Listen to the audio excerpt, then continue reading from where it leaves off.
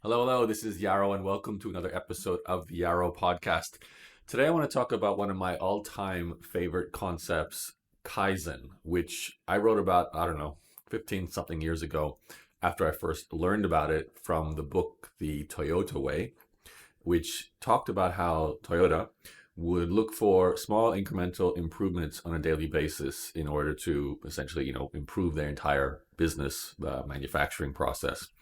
And I won't go into details, but they have a whole explanation of how they did this on the factory floor and how everything is heavily interlinked. And I took away that idea of Kaizen and started to think about it, how it applied to my own business. At the time, it was my education business. I really love the idea of small iterations every single day because often my days were quite simple. I would get maybe one or two things done that I considered contributions to the growth of my company. And sometimes they were just like an hour of work. Could have been writing an article. It could have been preparing some materials for a product. Back then, it might have been getting something ready for a launch. So there were all these little things I did each day that moved me closer to an outcome. Sometimes it was even just hiring a team and putting them in place and training them. And it often felt like nothing was happening. It was really slow. There may have been no sales that day. So it feels like these things I'm doing on a daily basis are not contributing to the bottom line. And that's the frustrating part of it. However, I wholeheartedly bought into this idea that if I keep working on the things that matter and make these small improvements every single day, the benefit will show up later on. And there'll be more customers. Obviously, there'll be, more retention. And I've been thinking about that today because our agency, my agency with my co-founder, we were talking on our last call about some of the efforts that she's been doing with the internal team to just improve our client support systems, client satisfaction. Obviously, the goal for that primarily is to reduce churn, avoid enabling canceling, but also it leads to upgrades and just a happier client, which is always a good thing because they may also refer other people. And some of the things we were talking about that we were doing were things that I thought about, and I was like, why have we not done this before? It's like year 7, year 8, year 9, and these are obvious things like something as simple as checking in on a client on a regular basis to make sure that they're happy with the service. Is there anything else we can do? We had versions of this, but we never had a really systematized way of doing what we call a client health checkup. And a lot of it was because it requires coordinating team members and putting in extra effort to make a process that isn't always something people, I guess, enjoy doing because it does require not like doing activities that are beyond what they're currently doing. It's adding more tasks. And some of it is like very people orientated. So setting up a phone call, getting them to show up, having that phone call, sometimes hearing things you don't want to hear about, like, potentially not liking aspects of the service and maybe wanting to cancel.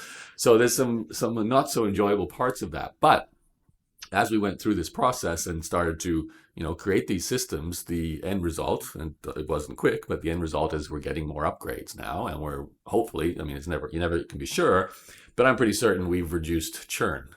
And the thing that I find mind-boggling is how we've been doing that kind of activity pretty much since day one of this business. We've always been doing something to retain and improve our client success, but it's slow and it takes a while to systematize, and we have to bring in people, and we have to sometimes get slapped in the head and go, oh wow, we could have saved this client if only we had done this. And that kind of reminded me of that iterative process of improving a business, and it never really stops, and often it is the simplest things that you just haven't gotten around to doing in a really systematized, process managed way.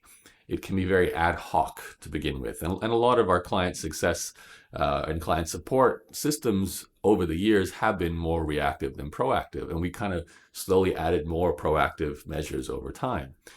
And that's the challenge. And I think that's one of the hardest parts of a business because it's sort of internal. It's not as exciting as landing a new client, but it is very, very important because it means like the health of your business is stronger. And the more health you have, the more cash flow you have. The more cash flow you have, the more you can invest in growth. So It's all interconnected. So it made me think about this idea and how it always applies. Kaizen, small incremental improvements every day, even when you don't see the direct benefit to, say, your bottom line. It's not necessarily, creating new sales. It's still important to do. And from the marketing side, which is where I sit on more, I'm always talking and doing and working with my team more on marketing and content marketing. There's nothing more demonstrative of this idea of iterative improvement than trying to get your business to rank in organic search results within Google and AI. Because it's not something where you publish an article and then the next day someone said, hey, I saw that article and I purchased. It's more of, oh, well, we're building some links, we're getting some exposure, we're publishing various types of content in various types of formats. We're just slowly adding incrementally to this kind of general sense of authority we're trying to build for our website so that we start to get, those rankings. And then often months later, these bookings start to come in for sales calls and they're always Google or AI search. And it kind of validates what you're doing. It's just hard to directly correlate a specific action. In fact, it's impossible. It's not like paid media where you can usually track a click back to a customer booking a call and then signing up. With the organic, you might look at your data and you can see, oh yeah, more traffic came from this set of keywords, or maybe more traffic starting to show up from AI-based search engines or AI-based chat.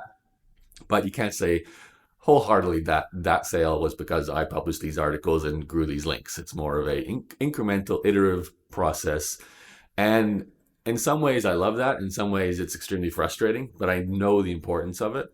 And it's very satisfying when it works because you do see the fruits of that iterative improvement. So I'll end today's audio with that as my key thought for the day. Perhaps the most important lesson you can take away ever for growing a business is to just practice that. Practice trying to improve every day and just make sure one thing you're doing every day is impacting the most important element in your business, which ties into other concepts that I've written about and also taught to my coaching clients over the years, things like the theory of constraints, the 80-20 rule. You've probably heard of many of these things now. They're very mainstream. We won't dive into them in today's audio, but I certainly see them as sisters to the whole system of growing a business. Kaizen, 80-20 rule, theory of constraints, they're all very interrelated, but we'll leave with Kaizen today. My name is Yarrow, and I'll talk to you on another episode very soon. Bye-bye.